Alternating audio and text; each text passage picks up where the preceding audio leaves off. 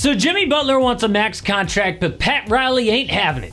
Called Jimmy out to the media. You should keep your mouth shut. Why? Because Jimmy is amazing in the playoffs, but takes it easy in the regular season, which annoys Pat Riley. And Jimmy is injury prone at this point. He wants a max contract at 35 years old.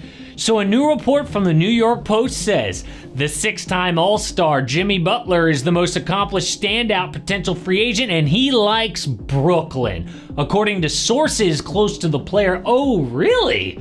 Does that even make sense? The Nets are at a rock-bottom rebuild. Why would they want a late-prime Jimmy Butler? Actually, there is one scenario where it makes perfect sense. But for now, he's on the Heat, and this year is huge. The Celtics are so far ahead of everyone else in the East. Sixers land Paul George, Knicks got Mikal Bridges. So I want to show why Jimmy to the Nets actually works, but what are the Heat doing? But the NFL season has started. By the way, there's just about 40 days until the NBA season, and until then, I have been playing Underdog. My favorite game is called Pick'em. I pick higher or lower, and I get up to 1,000x my money with their new game Streaks if I get 11 in a row. So let's start your Pick'em off, right? First up is Courtney Williams, less than 12.5 points. Then Satu Sabali, less than 6.5 rebounds. And best of luck if you were tailing those picks. By the way, if you sign up with my promo code AMHoops, new customers get a free square of Aaron Rodgers today, Monday. And they've got promos running all September long. Check out this updated map to see if Underdog is available in your area. Again, promo code AMHoops, you get that Aaron Rodgers free square today or all September long, and up to $1,000 in bonus cash. Really helps out the channel, and you get all that promo code AMHoops. I mean, if we created tiers in the East, it would be S tier Celtics, A, Sixers and Knicks, B, Bucks. I'm sorry, but if you lose in the first round back-to-back years, it means something. C, Cavs, Heat, Pacers, D, Magic, then everyone else below that. The problem is the front office. I know that Pat Riley is a basketball god, but the way he does things is out of style. I mean, Pat used to just throw his rings on the table and get free agents to come there, but the last star he got was Jimmy in 2019. And that's because he got lucky, because the Sixers chose Tobias Harris over him. Then Pat tried to get Damian Lillard but failed. Instead, all they've gotten is Kyle Lowry, Terry Rozier, and washed up Victor Oladipo. Not great. And I know that they made the finals 2 years ago, but they weren't close to actually winning. Meanwhile, Pat's given out bad contracts left and right. Duncan Robinson, Hassan Whiteside, Dion Waiters, Tyler Johnson. Am I crazy to also add Tyler Hero? I mean, dude had a great performance in the bubble as a rookie, but since then, pretty disappointing. The one great thing that they have done is draft. Since 2015, the Heat have nailed every pick, which is rare. 2015 Justice Winslow never panned out, but look at this. Bam in 2017, Hero in 2019. Precious Achiuwa and Nikola Jovic are great late in the first round. Jaime Jaquez is great. Khalil Ware looks good. But the Heat are a star team, not a rookies team. Whenever they win, it's because of some star free agent, from like LeBron to Chris Bosh to Shaq. But now, you have to be creative. I mean, look at Brad Stevens last season. He won Executive of the Year because he landed Kristaps Porzingis, Andrew Holiday. Or the Mavericks, right? Like, they messed up letting Jalen Brunson go, but every move since then has been awesome. Kyrie for cheap when nobody wanted him. Nailed the PJ Washington and Daniel Gafford trade deadline. Where is that from the Heat? So in the playoffs, Boston beats Miami in 5 games without KP. Jimmy Butler got hurt. So this felt like a turning point off season. And they did nothing. Oh, my bad. They re-signed Kevin Love, but they lost Caleb Martin, called on Larry Markkinen and Mikal Bridges, but no. So all the experts gave them like a C or a D off season. So what do they do now? Well, if they trade Jimmy Butler to the Nets, it would kickstart a retool.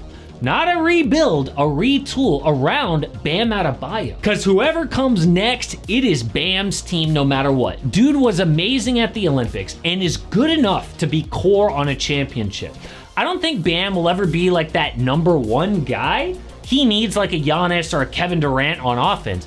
but his defense is elite. Guys are afraid of Bam. Like some players get like monster highlight blocks. Bam doesn't have the opportunity because people are afraid to shoot over him. Hard to track that in the box score. But before we get to a Jimmy trade, what else could they do instead? Well, there are some star players who might come cheap. Like, have you seen all the drama with Brandon Ingram lately? He's up for an extension, but the Pelicans don't want to give it to him. So every year, Pels players hold a voluntary camp in California together. Everyone expected BI to be there like he always is, but he never showed up. Instead, he was on Instagram, posting some motivational speaker who said, "You cannot stay in environments where people don't know the true value of you. If you stay in environments where people don't recognize the value of you, you will shrink your gift to the size of what they can stand." I am sorry. That is like some middle school emotional BS, posting that on social media. Like, dude, grow up, be a professional. Either way, BI would come cheap. Now, adding his mid-range game wouldn't be great with Jimmy and Bam, but at least he's an option. Another idea is Kyle Kuzma. Kuzma just gushed about Pat Riley in the media, saying he admires him, he's the best. Plus, you know that the Wizards are tanking. They don't want Kuz out there balling to get a new contract. And the obvious one is Zach LaVine. His game is a perfect fit with Jimmy and Bam. You trade Hero, who the Bulls would want anyway with his youth.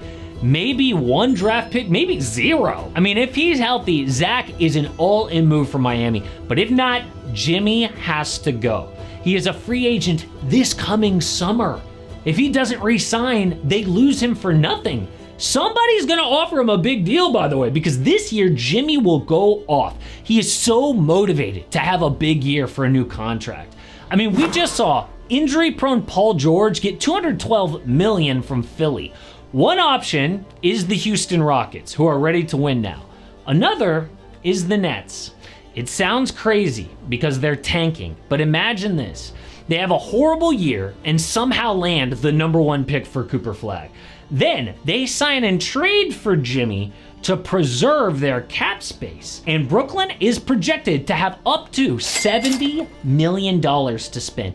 No other team even has above $30 million. They could create an instant contender around young Cooper Flag. Who else could they spend this money on? Well, current 2025 free agents include Julius Randle, Miles Turner, Aaron Gordon, Fred VanVleet, Bruce Brown.